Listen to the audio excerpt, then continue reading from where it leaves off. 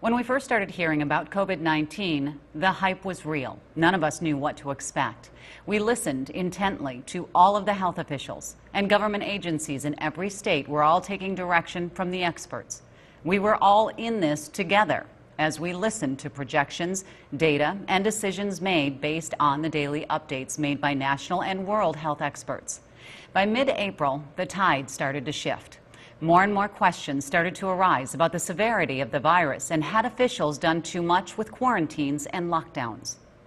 My top priority is always the protection and the security of Minnesotan citizens, making sure, again, we're protecting citizens, but we're protecting legitimate vendors who are selling things the way that they should. Alex Berenson, former investigative reporter with the New York Times and best-selling novelist, has written Unreported Truths about COVID-19 and lockdowns. It was just published last week. Alex, you write fiction novels for the most part these days. What motivated you to write this piece? Well, I wouldn't say that anymore. I think I've gone back to being a journalist. Sometimes people say I'm an ex-journalist, and I don't really think that's true. I mean, I'm not sure I ever was an ex-journalist. I don't know if you ever stopped being a journalist, but I'm certainly back to that now. What motivated me with this was I had written last year a book that we talked about called Tell Your Children, which was about cannabis. And really that was about, in many ways, about how the media had misled people about the real psychiatric harms of cannabis. I mean, the book is about both those harms and the reason people don't know them. And it became clear to me, although I was very nervous about the coronavirus in January and February and early March, by mid to late March, I was starting to question some of the stuff that that the media was pushing in terms of panic and hysteria. And I was not doing that on, conspiracy theory. I was doing it on published government data and scientific papers. And so I started to push back and ask questions. And really, the first questions I asked were about the distribution of deaths and who really dies from the coronavirus. And it turns out it's overwhelmingly elderly people. The median age of death is like 81 or 82. I think in Minnesota, it's actually even older than that.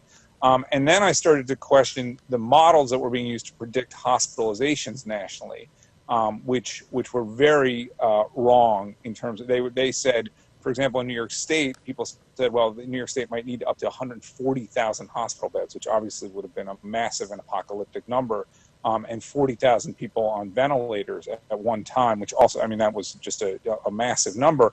And those projections turned out to be off by a factor of 10, and nobody seemed to be paying any attention. So this sort of started to get me attention on Twitter, which was really my only outlet because I wasn't working, and I'm not working for the New York Times anymore. And my audience started to grow, but over time people said, hey, you've got a lot of information here. Maybe you could organize it in a better way. I want to talk about specifically where you got the information to publish all of this, because it really seems like it depends on where we get our information from that determines where we sit on this issue.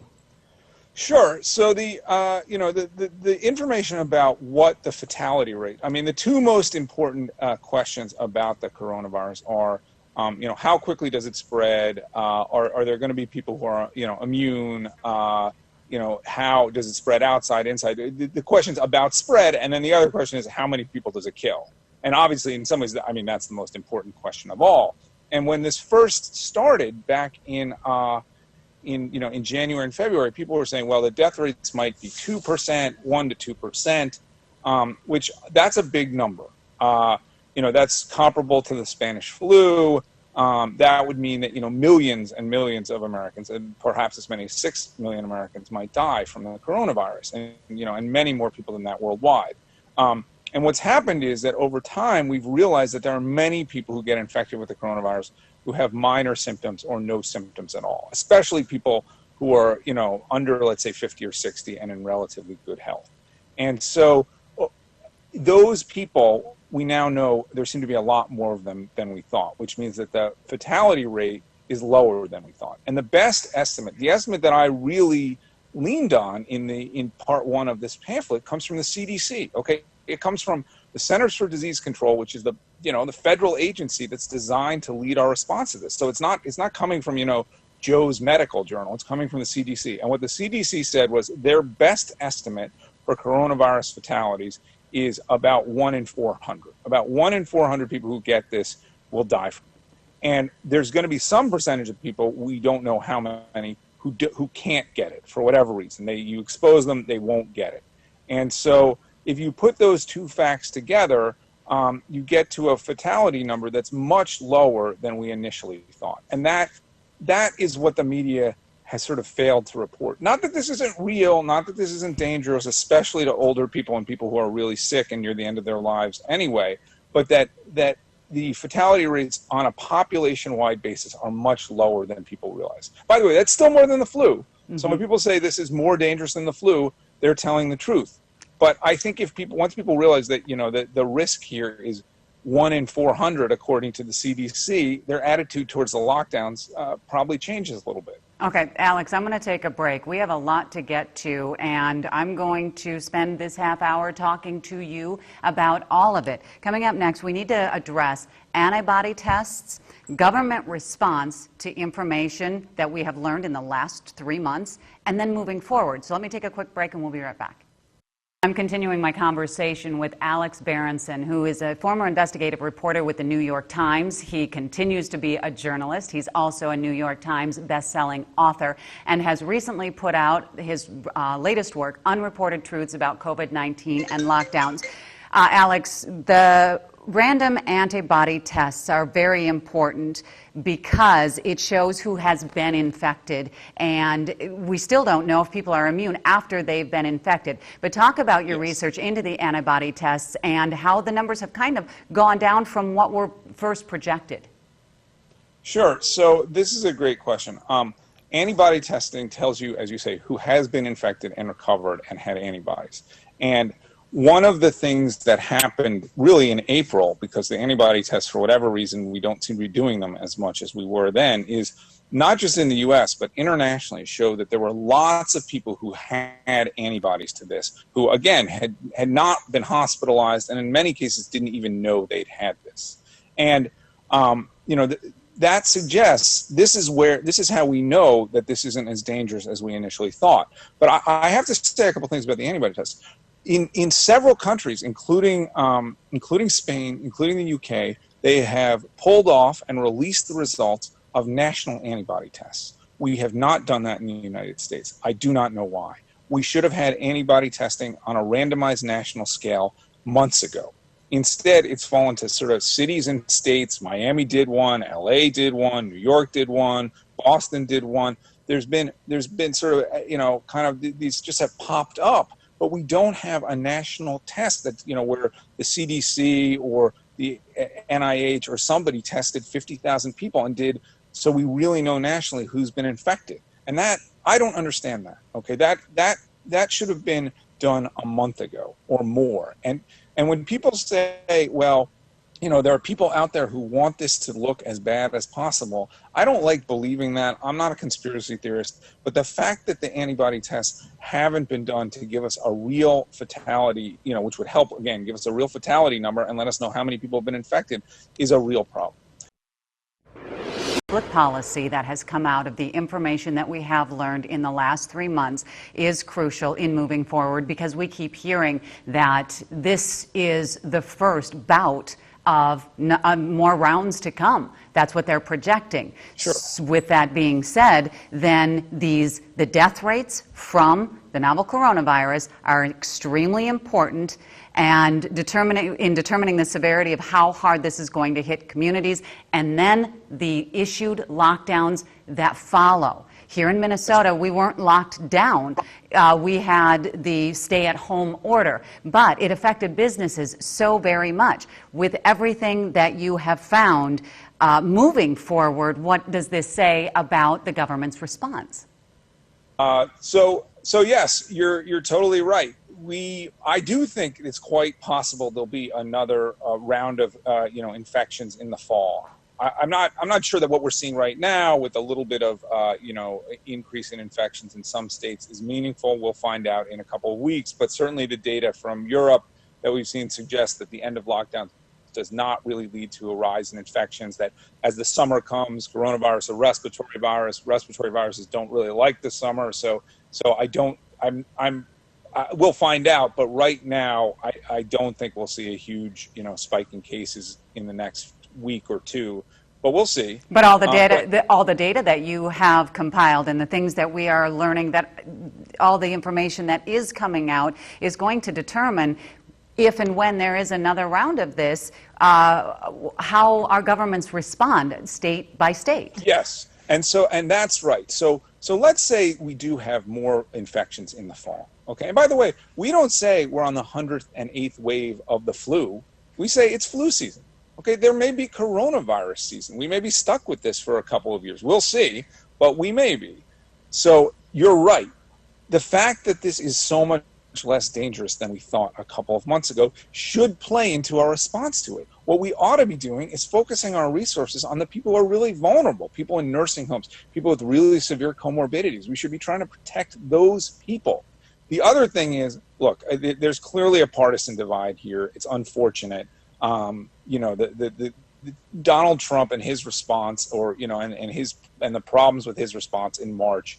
I mean, those are real, but those have played a big role in this. And the media has seen, which is, I don't think I'm telling anybody anything they don't know. A lot of people in the media are pretty anti-Trump. This has been a pretty effective way to beat up on him because he did make some mistakes. And so that's been a problem too. And that's one reason I like looking at data from in Europe and Japan, where Donald Trump is not the issue. The government of Denmark did not reopen Denmark to help Donald Trump. They did it because they thought it was best for their own citizens. And guess what? There's been no spike in Denmark. There's been no spike in Switzerland. So I think we have to, we're kind of stuck looking outside the United States. But I think if people in places like Minnesota and New York and California understood, the U.S. is really an outlier here. Most places have, are emerging or have emerged from this more quickly than we have. In this final segment with my conversation with Alex Berenson, former investigative reporter with the New York Times and best-selling novelist, we're getting into his recent battle with trillion-dollar tech giant Amazon and what he says is a troubling and dangerous trend by big tech companies all across the board to keep people from expressing free speech. Let's talk about the Amazon controversy part of this. Since we are talking about the politics that have come out of it, why? Why do you suppose? Were you given an answer why Amazon did not want to put this out and sell it initially? They have actively decided to censor opinions about COVID that are sort of, I wouldn't even say non-mainstream, but that in any way contradict the official narrative. And so, Facebook, if you run a protest group, Facebook has pulled those. YouTube, there were those California doctors who spoke at a press conference that YouTube would not run. But these places should not be in the business of not allowing people with legitimate policy, differences to talk. And that is happening, and that is very dangerous. So Amazon is slightly different. Amazon is, not technically a media company. But they have a publishing platform that is enormously powerful. Kindle digital publishing is enormously powerful, and Amazon reaches, they sell something like 60 or 70% of all the ebooks in the country. They sell right now, even before this, they sold a massive amount of sort of the adult hardcovers and paperbacks. Now they sell even more because physical stores are closed. So if Amazon won't let you publish, they are censoring. So did they give you a reason as to why they didn't want to publish you? So no, they did not. I published this thing last Wednesday night. I put it up, or I didn't put it up. I submitted it. I get a response the next morning saying, this is rejected. It is not up. You are not going to be allowed to publish this. If you want to publish it, remove all references to COVID-19. Now, the book is called Unreported Truths about COVID-19 and Lockdowns, Part 1. So removing all references to COVID-19 is not going to work. And it doesn't say you can appeal this, and it doesn't say here are specific problems with it, and it doesn't say here's somebody you can call if you have a question. It just says, too bad, you don't get to publish this. And by the way, they've done this to several other people. I know this because I've heard from those other people. So I go public with this, and I say this is censorship. And fortunately, some people started to get loud, both sort of on the right and people like Glenn Greenwald, who's a prominent left-wing journalist. I will say this. the places like the New York Times, the Washington Post, those journalists did not get loud. They just ignored it. They have tried to ignore me for the last 3 months. They don't like me. Okay. But then Elon Musk, who obviously is a very powerful man, he runs two huge companies, has 35 million followers on Twitter. He says and he believes that the lockdowns are a mistake. And we've never met, but we've talked a little bit, over text about lockdowns and stuff. He got involved, and Amazon backed down. And they said publicly, oh, this was a mistake. They didn't say to me, we made a mistake. They said publicly, this was a mistake. Let me tell you, they've censored other people. The only mistake that they made was picking on somebody who had a big enough megaphone to pick back on them, to yell back at them. But this is a problem. We should not be favoring censorship. And I'll say two more things. One is Amazon has benefited hugely from these lockdowns. Mm-hmm. A lot of their competitors have not been allowed to open. Physical stores not allowed to open. Their stock is at an all-time high. So they should be bending over backwards to allow other points of view. Instead, they're trying to, I'm not going to say they're trying to continue the lockdowns, but they certainly are not helping anybody who wants to argue against them. And the last thing is, when you censor people like me, you drive people who have questions about this into a more conspiratorial mindset. Because why not be conspiratorial if somebody who's a New York Times former reporter who's publishing a book that's all based on government data is going to get censored? Well, then maybe the person who's telling you to drink bleach for COVID is right. I mean, obviously, I'm joking. That's not right. But my point is, when you censor mainstream dissent, you drive people to conspiracies. Alex Berenson, Unreported Truths about COVID-19 and lockdowns. This was just part one. I look forward to talking to you when part two comes out. Me too. Thanks so much, and I'm sorry we had the technical problems. Not an issue. I'm just so glad you gave me the time. We'll talk again.